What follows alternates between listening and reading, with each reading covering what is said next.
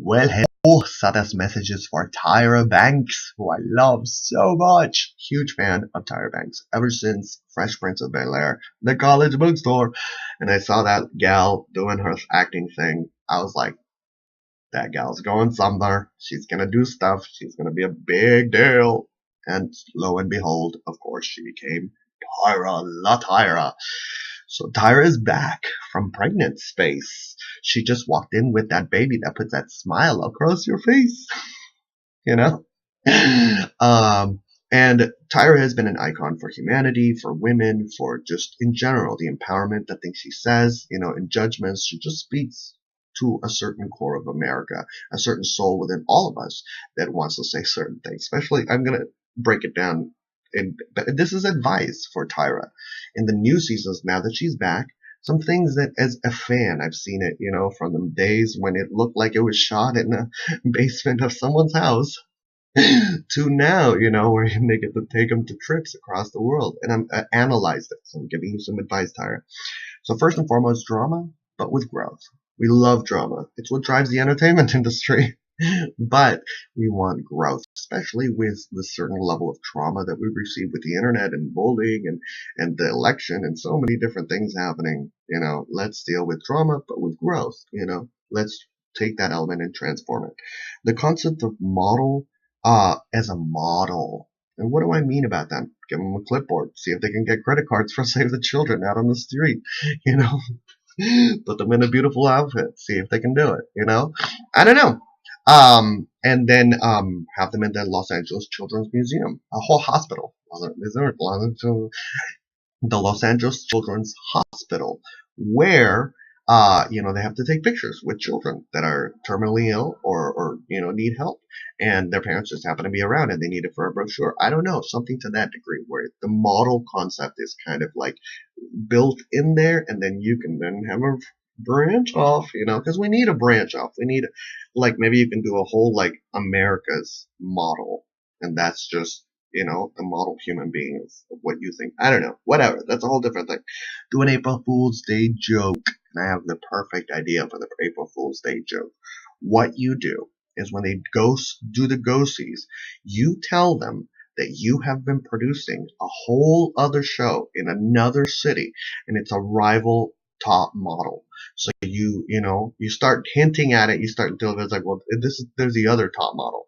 There's the other top model production set, and then all of a sudden during the go-sees, these other models who are like professional models, they come in, and the girls go on go-sees and they don't get anything. Oh, and here's the catchphrase. Not the catch. The catch is you tell them that if you do not get a single thing, like a single nomination or whatever, you're out of the competition and you're done for life. Not for life, but from the anthem life, and so you put that out there. Oh my Lord, that would just be like, and then you have this competing group, and then all the girls don't get anything and they get really bad reviews. So you put them in the pressure, you grind them up, but you also have to throw some hints, some things of inspiration and whatever, of don't give up, the light at the end of the tunnel, that kind of stuff. You know what I mean? But, and then play with that concept, because I think that that's where you get the diamonds. That's where you get the diamonds.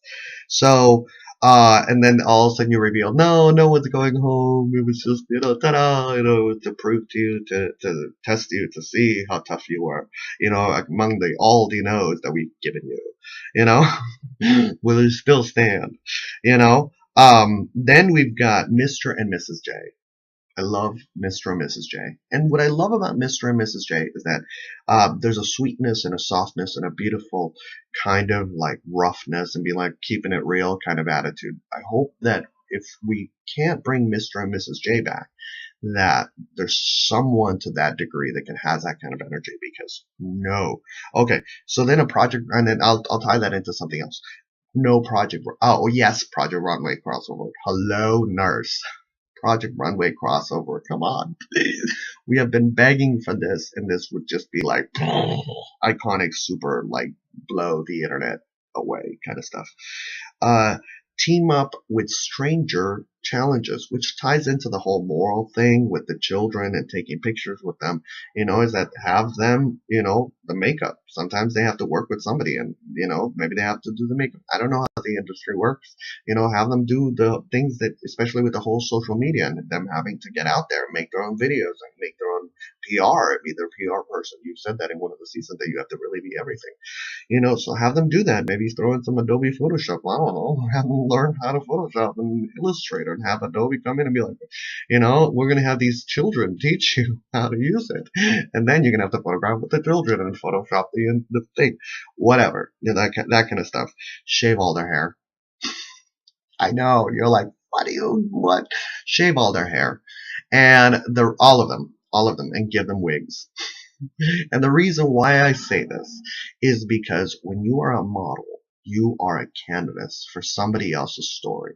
They are and you are infusing a certain element, but you have to be, it's the things that you cannot change are literally like the facial structures to a certain degree.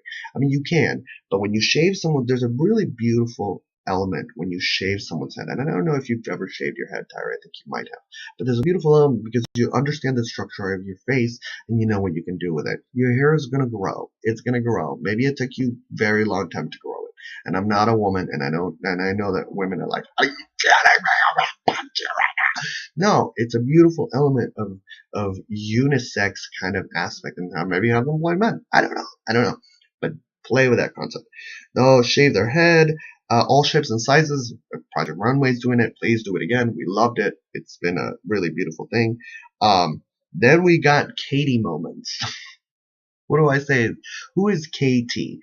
And Tyra, I inspire you because I hope that you make movies as well, and maybe music. I think you've done music before.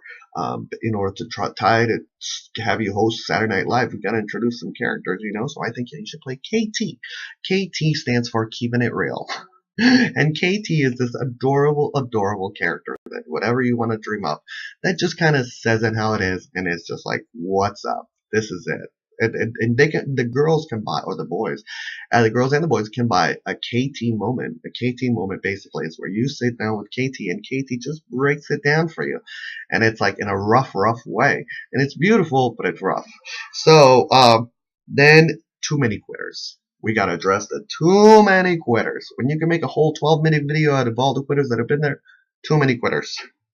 And the reason why quitters are bad is because they waste people's time, they waste people's opportunity, they just waste everything. They waste production, money, just everything. People have to shuffle around, be like, oh, now we gotta fill another, too much.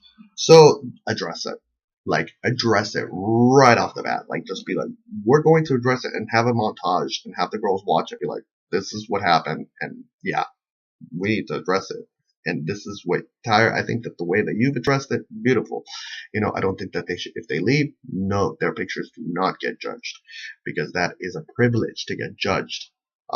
Yeah, it's a privilege to get judged because you get to learn and grow. No humiliation by the production team. No humiliation by the production team. Yeah, and I think that there has to be someone who's sitting there and walking and watching that line and being like, you can't walk that line, because the production team is like the parent, and when you have the production team, anybody in the production utilize humiliating like that person has no soul, you know what I'm talking about. Then it really starts to erode the whole franchise, because it separates, it kind of, no, it doesn't separate, it muddles the whole concept of who do we look up to, who do we get, who do we learn, who are we learning from, someone's, who is the bigger person, because that's ultimately, I think it's a story. You're telling a story so that we can grow. Ultimately, our soul, that's why we watch it. You're telling a story so we can grow. You're choosing the best person and we agree, or maybe we don't disagree. Maybe we don't agree. Oftentimes I haven't agreed. I'll be honest with you, Tyra. But I love you nonetheless. I want to wish you a wonderful, wonderful eternity, first and foremost, and anybody who wants this, and also your baby. Kudos. I know you're stepping into a whole new element in life, and I wish you all the blessings in the world.